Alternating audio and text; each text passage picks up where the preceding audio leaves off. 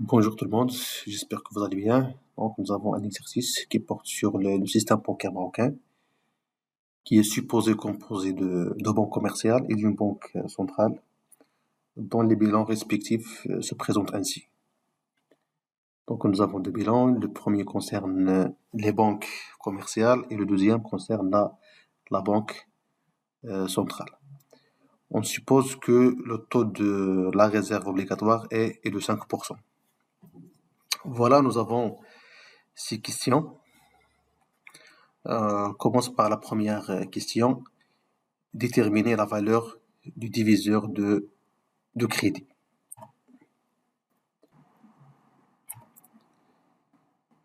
Donc nous avons D, la valeur du diviseur de crédit, est égal à petit b plus R moins RB.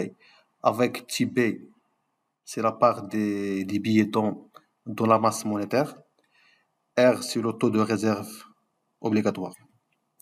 Donc B est égal à la valeur des billets divisé par la masse monétaire. Ça veut dire la valeur des billets divisé par grand B plus dépôt à vue. Grand B, c'est la valeur du billet. Et bien sûr, dépôt à vue, c'est la valeur de dépôt à vue. Dépôt à vue, ça veut dire la monnaie scripturale, d'une autre manière. Donc ça est égal à 200 divisé par 200 plus 1500. Ça nous donne 0,11. Donc la valeur de petit b est égale à 0,11. On sait bien que le taux de réserve obligatoire est de 0,05. Donc la valeur de diviseur est 0,15. Question 2. Si l'on suppose que les banques commerciales accordent un nouveau crédit à hauteur de 300, déterminer le besoin supplémentaire des banques en monnaie centrale. La réponse. Qu'est-ce qu'on va calculer maintenant? On va calculer le montant de refinancement dont la banque ou bien les banques commerciales auront besoin après l'octroi d'un crédit de 300. Donc pour calculer le montant de la monnaie centrale ou bien la base monétaire dont les banques commerciales auront besoin, qu'est-ce qu'on va faire? On va multiplier la valeur du nouveau crédit, bien de la nouvelle masse monétaire créée, fois D. Donc H, c'est la monnaie centrale, ou bien la base monétaire, ou bien le besoin en monnaie centrale est égal à la masse monétaire, ou bien à la valeur de crédit fois D. Ça nous donne bien sûr H est égal à 300 fois 0,15. Ça est égal à 40 à 45. Donc, après avoir octroyé un crédit de 300, les banques commerciales auront besoin d'un refinancement dont la valeur est 40-45. Troisième question, déduire les montants respectifs des fuites en billets et en réserve obligatoire correspondants. On commence par la valeur des fuites en billets.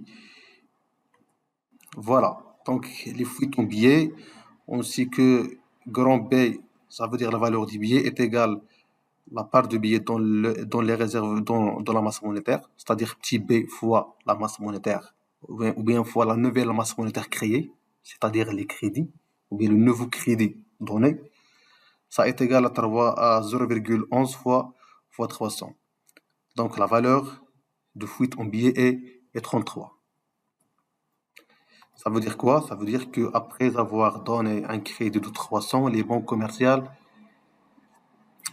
doivent donner une partie de ce crédit-là sous forme de la monnaie fiduciaire ou bien de billets de banque. On sait bien que cette forme monétaire, à savoir les billets de banque, ne sont pas créés par les banques commerciales, mais ils sont créés exclusivement par la banque centrale. Donc c'est une fuite pour les banques commerciales. La deuxième fuite, ce sont les fuites en réserve. Donc pour calculer les fuites en réserve, qu'est-ce qu'on doit faire? Donc nous avons la valeur de la base monétaire, à savoir H est égal à la valeur du billet plus la valeur de réserve obligatoire. Ça nous donne R est égal à H moins B. Donc ça est égal à 45 moins 33 et ça vaut à 12. Donc la valeur de réserve est 12. Ça veut dire quoi? Ça veut dire que après chaque opération de crédit, après chaque opération, oui, de crédit donnée par la banque commerciale aux agents non financiers, les banques commerciales doivent constituer des réserves obligatoires ou bien des dépôts non rémunérés auprès de la banque centrale. Et la valeur de ces réserves dans cette situation est 12. Donc c'est un compte, ou bien ce sont des dépôts non rémunérés effectués par les banques commerciales auprès de la banque centrale. Bien sûr, la valeur de taux de réserve obligatoire est fixée par la banque centrale, et ce en fonction des orientations de la politique monétaire. Maintenant, la quatrième question, présenter les bilans précédents en supposant que la Banque centrale accepte d'accorder un refinancement équivalent aux besoins supplémentaires des banques. Donc, qu'est-ce qu'on a? Nous avons donc la valeur des réserves va augmenter de combien? De 12. Le montant de crédit va devenir 1570 plus la valeur du nouveau crédit accordé, ça veut dire 300. Et on a la valeur de refinancement aux monnaies banque centrale est égale à 45. C'est le total, bien sûr, des fuites en billets en réserve. Et les dépôts à vue, c'est la valeur de crédit donné, ça veut dire 300 moins la valeur de crédit donné sous forme de billets de banque moins 33. Très bien, donc le total c'est 312.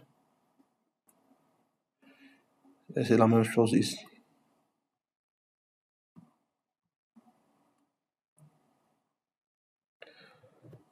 D'accord? Donc l'équilibre, bien sûr, est toujours respecté.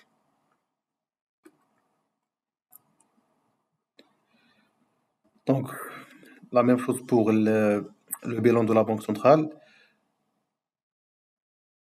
Donc, on a un refinancement en monnaie Banque centrale de 45. La Banque centrale doit émettre des billets supplémentaires pour une valeur de 33. Et la valeur de réserve obligatoire, elle va augmenter, bien sûr, de 12. Donc, c'est 45 ici. Et on a ici, bien sûr, 45. Très bien. On passe maintenant à la cinquième question, déduire le multiplicateur de crédit. On sait bien que le multiplicateur de crédit K est égal à 1 sur D, ça veut dire 1 sur le diviseur.